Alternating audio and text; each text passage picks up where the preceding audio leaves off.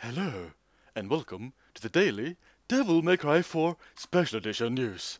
So Yay! there's been a whole ton of news for this game since the last time I did a podcast about it. For instance, they released this trailer like yesterday or 2 days ago, which showcases stuff. I'm a big fan of stuff. Yep, lots of stuff. So much stuff that I've probably watched about 10 times now. Yeah, so they have announced, I think we mentioned this last time, like there's playable Virgil, Lady, Trish, three new playable characters. Hmm. And with this trailer, they're just showcasing more gameplay, and there's apparently new costumes now, so that's kind of neat. I like costumes. I'm a big fan of costumes. Very big fan of costumes. So, I have many things to talk about. What should I talk about first? I Yeah, guess I could just talk let's. about stuff as they appear in the trailer. I guess so. So one thing they've also shown recently is a bunch of gameplay with Virgil, Trish, and Lady. I think I'll just link to a bunch of those videos. They aren't part of this podcast right now, but like, yeah, there's now a ton of gameplay out for those characters, and they look. I think they all look pretty fun to play as. Oh, yes. I think, like, without a doubt, they put the most work into Virgil. But like, Trish looks pretty unique, and Lady looks even more unique. So I'm kind of curious how Trish they just will looks play. OP as hell. They all look like they would be like much more powerful in Legendary Dark Knight mode compared to the normal characters like Nero and Dante, especially Dante. Like he wasn't that great in Legendary Dark Knight mode before. Here we see glimpses of some of the new cutscenes, the 4 new cutscenes in this version of the game. Oh yeah, that's Right. also uh, that's one of Nero's new costumes. Yes, complete with fancy scarf. Yeah. Yeah, that is actually one of the costumes he had in the art book, like concept art. And here is Dante in was it Sparta outfit they called it? Yeah, so this is his Sparta outfit. This is basically this outfit is meant to represent how Sparta looks in his human form in the original DMC universe, basically. Okay, so each character has one new costume, and they also have one palette swap. So this is Trish's new palette swap. Hmm. Complete with glasses. Yeah, just gonna resume here. Oh, they have so many cool glimpses here. I wanna look at them. Yeah. They're just like actually, I'll just like do this. Look at them closely. Ooh. So yeah, I guess this is like Dante's palette swap, Lady's palette swap, and then Gloria. Yeah, that's like Gloria costume for Trish. So yeah, about this particular palette swap for Dante, a lot of people are saying this palette swap is meant to make him look a lot more like Ninja Theory Dante, and I'm not entirely convinced by that. I saw a comparison, and I think they are right. It's just that the costume is so different. It doesn't look similar at all. But I think the colors are actually supposed to be similar to DMC Hmm. Dante, but it just doesn't look similar because of the costume being so different overall. That's what I think anyway. Yeah.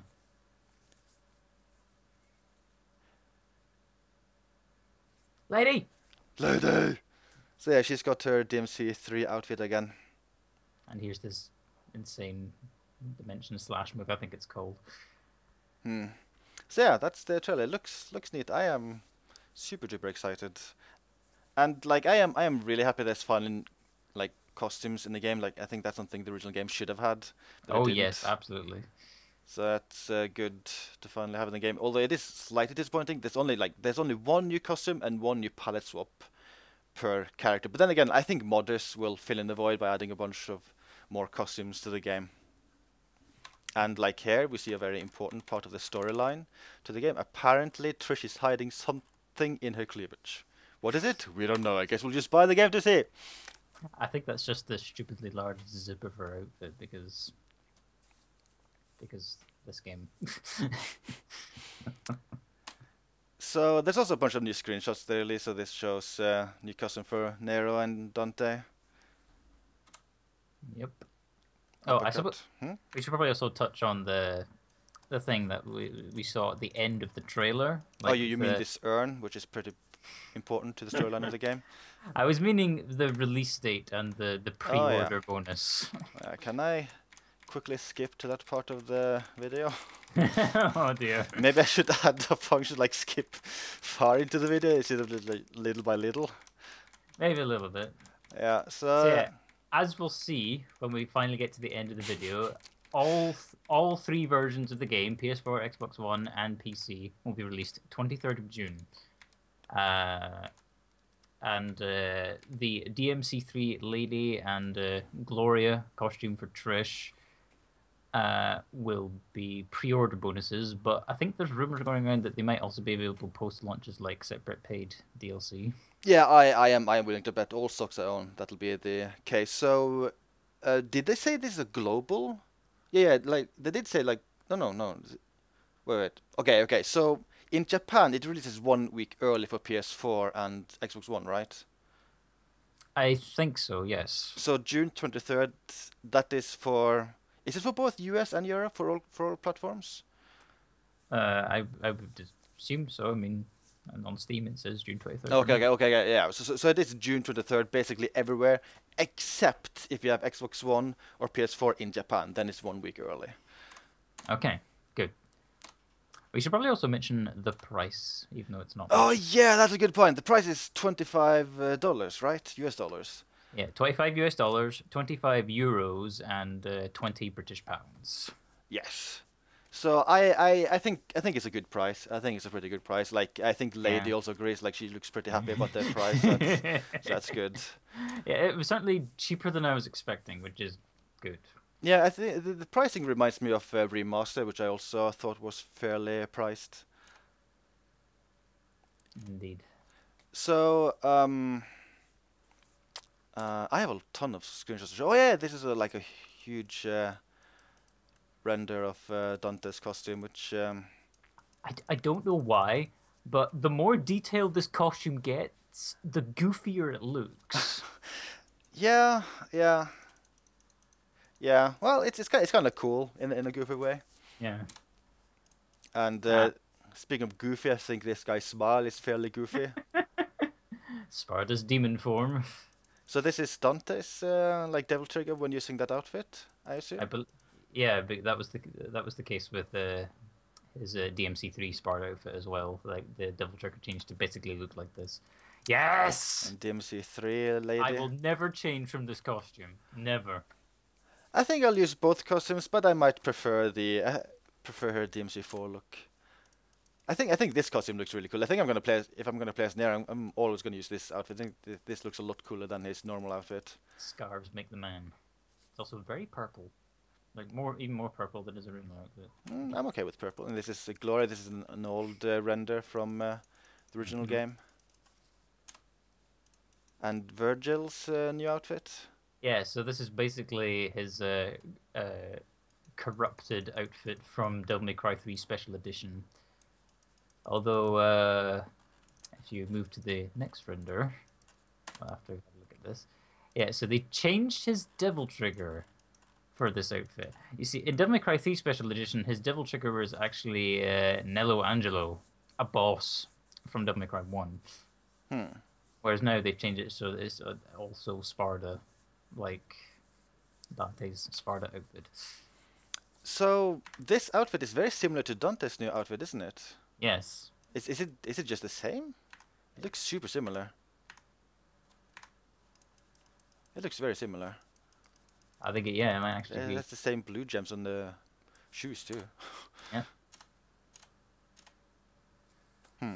So okay, so I also have a bunch of these are achievement tiles for the Xbox One version. Okay. Whenever you like, this is something they've added for certain games on Xbox One, where if you get an achievement, you will also get like a full size like artwork or screenshot of the game at 1080p. So a whole bunch of them, and I should thank Hawaiian for helping me get these, because like you have to do weird stuff with the Xbox API. Like it is available for the public, but a little bit finicky to get access to. So there's a whole bunch of them here. I'll just let this slideshow display while I babble. So they have done like minor tweaks to the game. I can't remember if this was known in the previous podcast or we talked about it. But like, for instance, like you now get more Proud souls in general, just to make it faster to unlock all the abilities in the game. Good.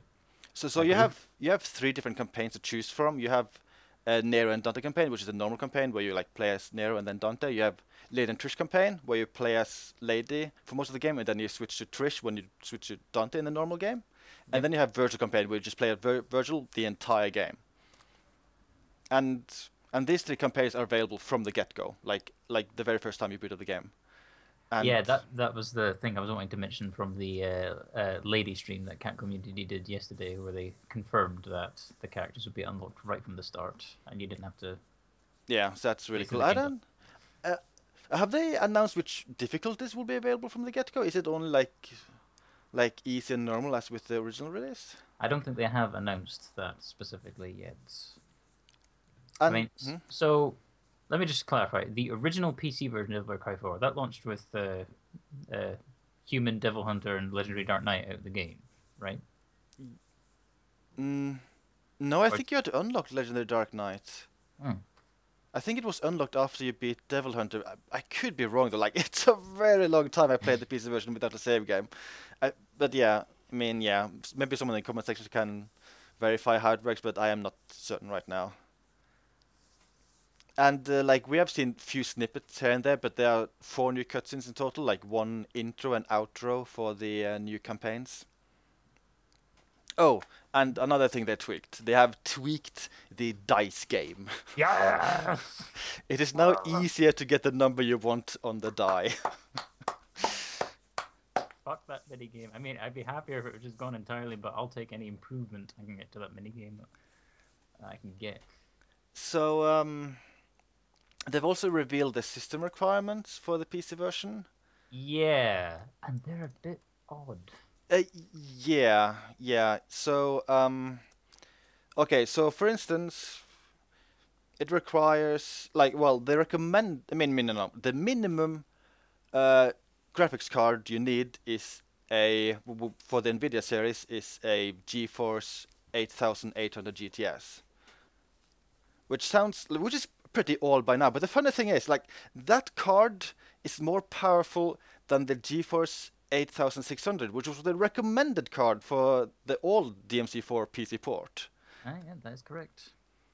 So I mean, my theory is that this is Capcom. They have done bullshit with system requirements in the past. For instance, the system requirements for RS6 and Revelations 1 were identical, even though that was not the case in reality. Like Revelations 1 ran a billion times better than RS6. Like it was just not that very demanding, which makes sense considering the roots was from 3DS. So I suspect these requirements are slightly bullshit, and I really hope it's the case with one of these notes where it says that the monitor size for both minimum and recommended is 1080p or below. It says. Yeah, that is really weird because you could very easily run the original PC port at way higher than 1080p easily. Yes, and if I remember it, I'll try to link to a screenshot I took some months ago of DMC4 running at 5K or whatever you call the resolution. So it definitely is willing to run at any resolution you set it to, and it actually runs fine as well. Like the game is stupidly optimized. A couple other weird points with the system requirements. I guess you should touch on the hard drive space first. Oh yeah, that's the next thing I was going to mention. Like the hard drive with the original game, with the original PC version, it required 8 gigs, and with this version, it requires 27 gigs. Why? That makes no sense. I am really curious what is like that's a huge difference, and it is basically the same game. I mean, there are new cutscenes, there are new customs, but they wouldn't take that much space. So I'm really curious what is taking that much space. And it also mentions in the system requirements that you require DirectX 10. With the original DMC4 release, you could choose between a DirectX 9 and a DirectX 10 version. So I guess this new release is just only DirectX 10. Hopefully it works a bit better because DirectX 10 in the old PC port actually has some weird issues with some Windows updates that have been released over the years. So I hope those issues have been addressed if it's DirectX 10 only. Yeah. So while talking about system requirements, I think another good thing to look at right now is a couple of comparison screenshots I prepared. Yay! So this is the game running on the old PC version. And you can see Dante is one of the main characters. This is Nero, he's also one of the main characters. And this is a similar screenshot, but from the new version. And so this is from the new version, but taken via the achievement tiles thing. So it is possible they've done some post-processing to this, I'm not sure. But The lighting in the background definitely looks a bit different. I mean, in a new one, it looks more blurry in the distance, so maybe like more powerful depth of field. I'm not sure. And oh, I think also are the textures the same? The textures, well, I guess like, whoa, whoops. I guess it just isn't close enough to like see if the textures are the same, but I kind of suspect they would be. I noticed the shadow like around Nero's neck is darker in the old port. Yeah, that's yeah, it is. I don't know if there's any chance they've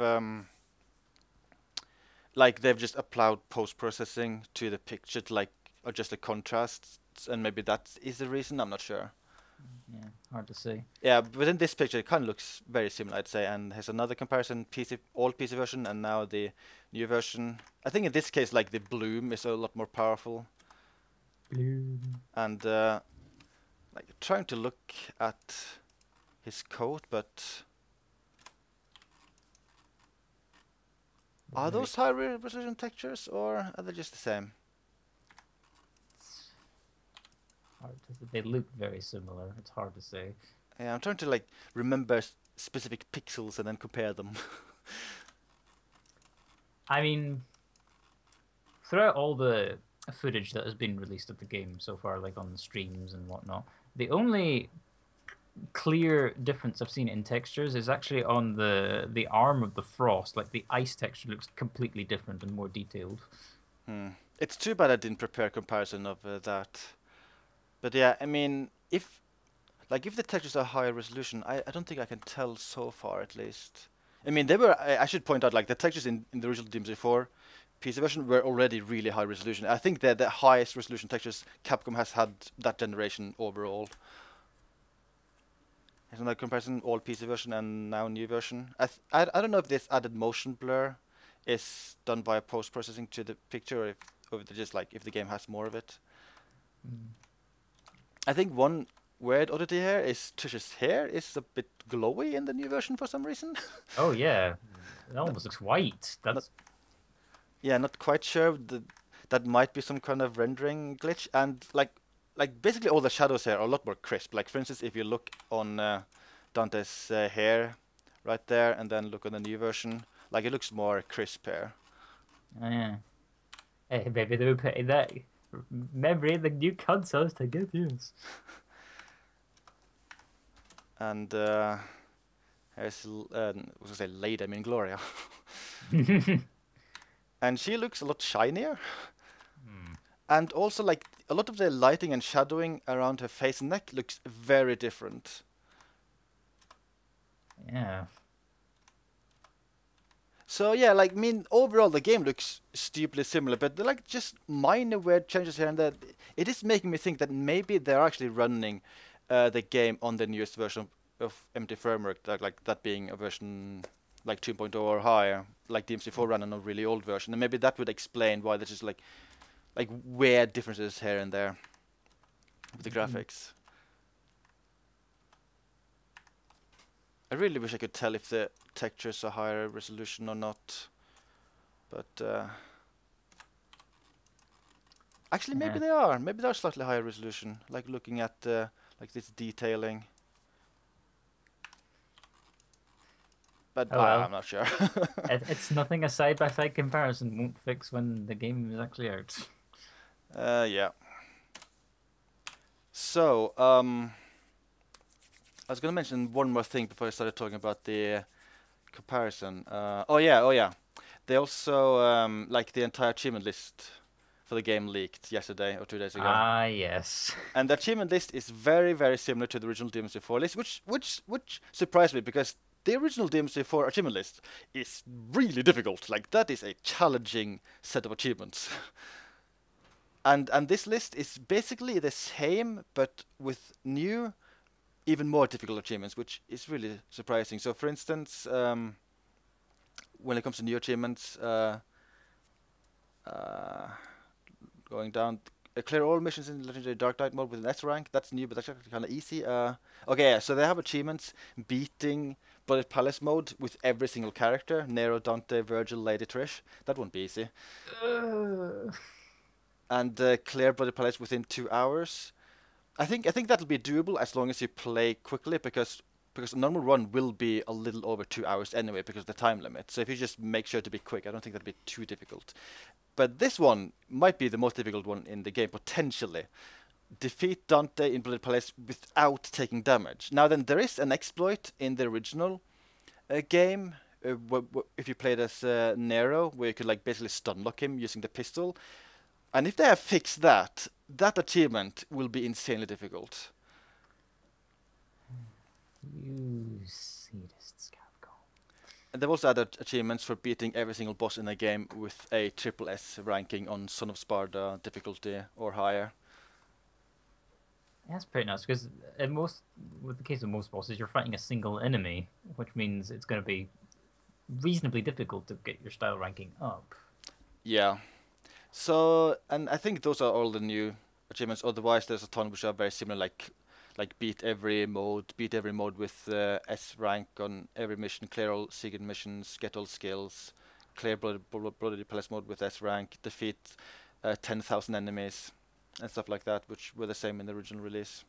They basically removed a lot of like redundant achievements, like there's no longer achievement for beating each mission on each difficulty.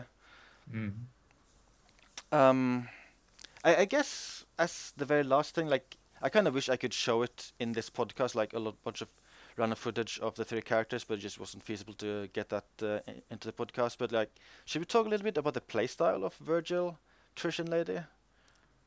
Yeah, I think we probably should, yeah. Because Virgil looks pretty neat. Like there was one video specifically. They had this event some weeks ago where they showcased DMC4 Special Edition and Sengoku Basara, and they had this a part of the event. They had random people just coming up and trying the game, and one of the people playing the game as Virgil really played well. And like, I'll make sure to link to that video, and that just made me a lot more hyped to play as Virgil, because like seeing someone actually playing properly, like he looks like a lot of fun to play with. Like he can constantly teleport to enemies, so that makes sure he's always doing something close to enemies, like in action all the time. And like the teleport can be used as a cancel. Yeah, and that gives him a lot of freedom. And also, like it seems like you have a lot more control over the teleporting than you did in Devil May Cry 3, because in Devil May Cry 3, how it worked is you could teleport towards an enemy, towards and up above an enemy, or away from an enemy that you were locked on to. Whereas in this game, they've taken an ability apparently from DMC, Devil May Cry, the Ninja Theory game, where you can teleport to an enemy that you have a summoned sword embedded into. I think that's how it works. I haven't played the Virgil DLC for DMC Devil May Cry, so I can't really comment too much about it, but I think that's how it works. Yeah, like it is just interesting overall, because they have done a lot more work with Virgil than I expected. I kind of assumed like he would just play the same as in DMC3 with tweaks, but it just looks like they did a lot of work with him. They've also given him a couple moves that make him a bit more oddly Dante-like.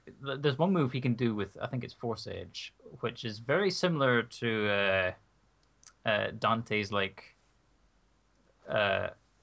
one of the moves he has with Agni Rujo, where you push forward triangle and he just sort of rapidly slashes in front of him forever. Oh yeah, is that the move where he uses both swords? Yeah, and he just keeps going and going and going, and then he finishes in this sort of like little twirl move. Yeah, I liked all that animation he's got for like sheathing his sword. Those look really neat. And apparently, I think I heard someone say that like you have a bunch of moves where you like put like the summon swords into enemies, and I think if you let the sheath sword animation finish, that'll trigger those swords to explode and then deal damage to the enemies, something like that. Yeah, you can actually see that in the trailer. Okay. during like the bit of the trailer that focuses solely on Virgil before they show all the alternate costumes. You actually see that happening. I think one small detail he has, I mean, I don't know if there's much practical use for this, but I like there's a couple of moves where he will surround an enemy with those summon swords, like either like surround them horizontally or just have them above the enemy, like I think the move is even called Heavy Rain. And those moves you can just like you can delay them, so you can just have a bunch of swords surround the enemy and just like stand there and go and then suddenly just trigger it and have them attack the enemy. I really like the fact that you can actually delay the move. I don't know if there's any practical use, but I just find that cool. Yeah, and you definitely couldn't do that in Devil May Cry 3 Special Edition, so that's a nice improvement.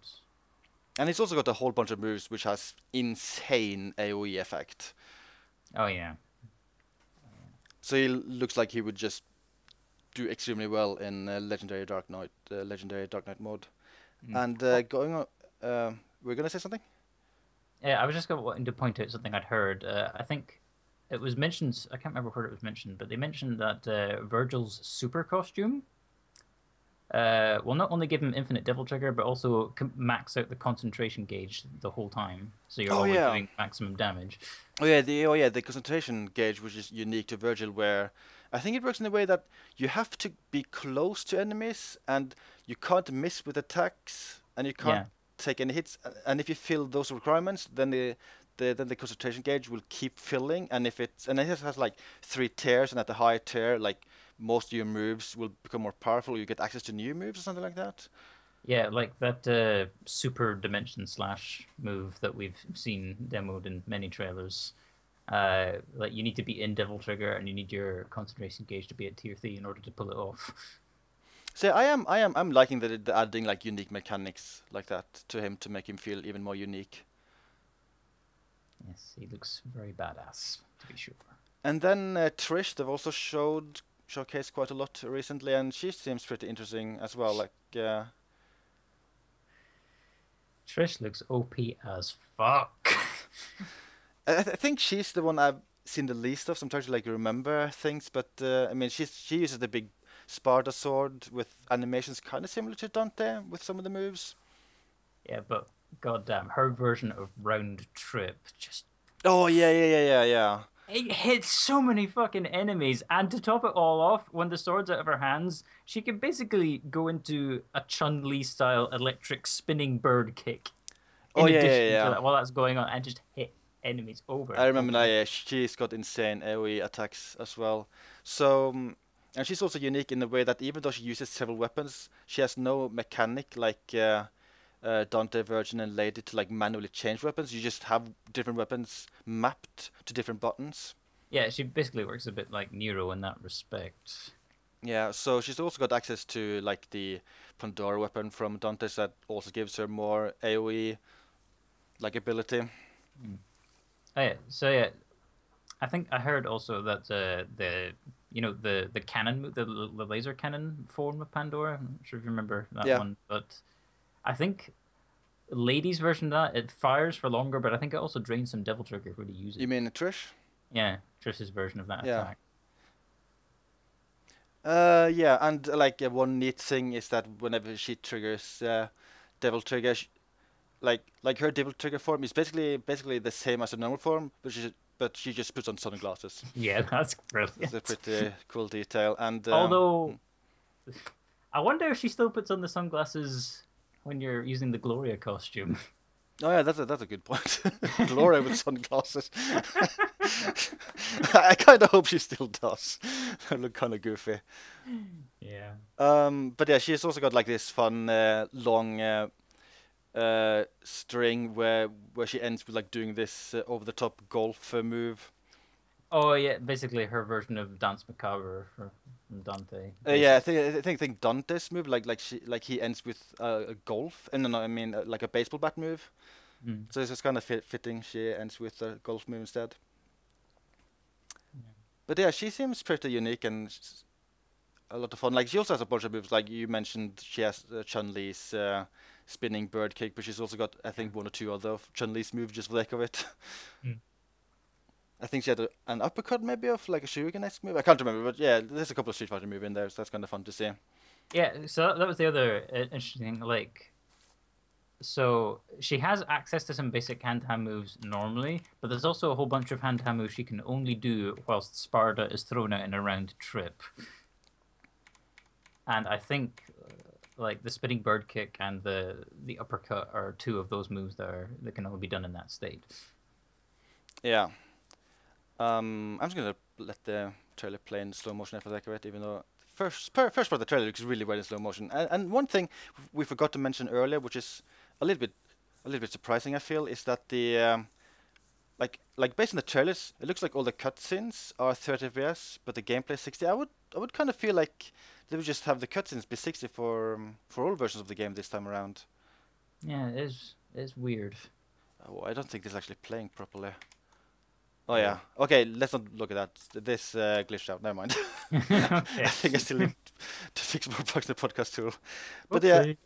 yeah, I found that surprising, and I hope it's still the case with the PC version that you can play at. I mean, you can watch cutscenes at 60 FPS. I hope they didn't remove that from the PC version. That would be sad. Yeah, fingers crossed. So yeah, we talked about Virgil and Trish, but there's also Lady. They have showcased a lot of gameplay of Lady. Oh yes, they did. And Lady is most definitely the most unique character because she like 90% of her moves are just ranged. Like she's got dual pistols, a shotgun, and her Kalina, and they're all ranged. Well, I mean, I think she has like 5 moves which are melee, but they're really slow All right. with the bayonet. Before we get into the moves, like you watched the Capcom community stream. Did you watch it from the very start? Yeah, I watched the entire thing. We just need to touch on that idle animation. How just cute it is. Oh yeah, that's a great idle animation. She like plant the Kalina into the ground and then just like lean onto it. It looks really really neat. It's a really elaborate idle animation. I love it. And yeah, like I think one of my favorite moves with her, which looks like something you wouldn't normally use, but I just like how over the top it is. With her Kalina Ann, she can charge up a basic missile up to 3 times, I think, which takes a really long amount of time. But when you finally do it, you get one gigantic explosion, which looks so good in this engine. It looks so neat. Yeah, and just I could just picture doing it in Legendary Dark Knight mode, and just hit triple S, triple S, triple S, boom. And since she's not a demon like the other characters, she does function a little bit differently. Like for instance, she has no devil trigger, but I think she has this gauge she can charge up, which is basically throwing out a ton of grenades, if I understand it correctly. Yeah, I think on the stream, I think they likened it to like a smart bomb. Yeah, and it basically did look like a smart one from a shoot 'em up as well. Yeah. And instead of having some kind of like magical double jump, she just quite simply does a rocket jump with a rocket launcher, which is really funny. Yeah, but we just saw it in that screenshot that we skipped past. Yeah, and it will actually also damage enemies underneath her whenever you do it. So it's kind of fun. But yeah, she's got quite a bit of ranged even. I mean, range with her movement, even though she's fully ranged. Like she's got a shotgun charge, which can send her back both forward and back, and several other moves which will get her flying here and there. She also got a grappling move with her Kalina Ann, which will send enemies like launch them into the air or launch them down from there, if I understand it correctly. I think so. Yeah. We should also probably mention that it's not just the Kalina Ann that can be charged up. All of her guns can Oh be yeah. charged. That's a good point. Yeah. And they Um, all become more powerful in different ways when charged. Like, for instance, her pistols can be charged really quickly, and the shotgun, when you charge it, I think it works the same way as with Dante's shotgun. Like, you will charge it, Yeah. and then it'll remain charged for like 10 seconds or something. Yeah, well, I think it's safe to say you have a clearer visual indication of how long the charge will last because there's actually specific graphics on Lady's UI there's like a meter that shows how long the charge will last for when you're charging up the shotgun, which is nice. Yeah, and I mean, it's also worth mentioning, like, this is the most powerful we've ever seen weapons in the series. Like your pistols and shotgun are kind of similar to Dante's pistol and shotgun, but like when it comes to power, it's just insane. Like they Yeah. fire much faster, they deal much more damage. They have like they can potentially hit more enemies at the same time. It just looks insane. So I'm really looking forward to see how she'll play. And Yeah, I mean, when I get the game, I'm probably just gonna start playing as Lady first. Honestly, like I'm that curious. yeah, I think I'll do the same because with Virgil, like I mean he is unique, but I think he will just play as Virgil just more complex and more interesting, while Lady and Trish are they're just all new. They look just completely different, especially Lady. And another thing I like is that I was kind of worried about Lady and Trish that they would be a little bit cheap and reuse a ton of animations. And while they did reuse some animations here and there, like they also have a lot of new animations, which I'm really glad to see. Yeah. So I think that's it for impressions for me from me about this. I don't know if you have anything more to say. I think that about covers it. But yeah, so the game is only 1 month away now, and it is a bit awkward that it's released at the. I think isn't it the exact same day as Batman Arkham Knight? Yeah, good job on that one, Capcom. That's a little bit awkward because I'm really looking forward to playing both games. But well, I mean, I'll find time to play both. But yeah, so that's it for this podcast. So bye bye. Bye.